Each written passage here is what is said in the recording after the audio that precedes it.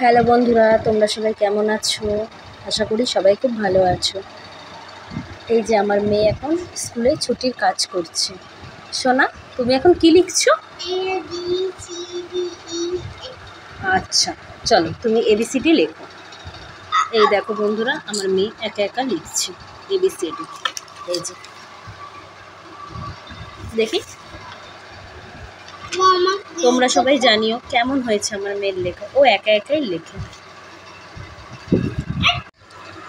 এতক্ষণ করছিল ইংলিশের কাজটা, এখনও করছে বাংলার কাজ।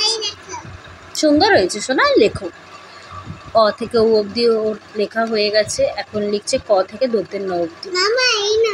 খুব সুন্দর হয়েছে সোনা। বাদ বাকি রাবার মুখে দিতে নেই সোনা, বাদ বাকিটা তুমি দেখো। এই দেখো বন্ধুরা, আমার মেয়ে শেষেই অঙ্কের কাজটা করেছে। এখানে ওদের স্কুলে লিখতে দিয়েছে 1 থেকে 50 আর 1 থেকে 25, 10 পাতা করে। তো সেই মতন ও কাজটা নিজেই করেছে।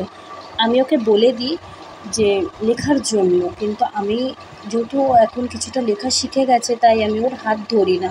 আমি চাই ও যতটা পারুক নিজে করুক, সেখানে নোংরা হোক বা লেখা লাইন থেকে বেরিয়ে যাক, যাই হয়ে যাক না কেন নিজে করুক। তা নিজে করলে কী হবে, যেহেতু লেখাটা শিখে গেছে, হ্যাঁ, যখন ও জানতো না তখন তো হাত ধরে শেখাতাম আমি, ওর দিদিমণি।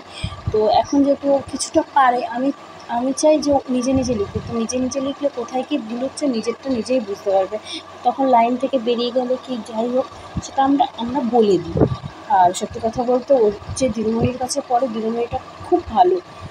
আমি তার নাম নিচ্ছি না, তোমরা যদি জানতে চাও যে আমি কার কাছে পড়াই, তো আমি তোমাদের বলে দিতে পারি।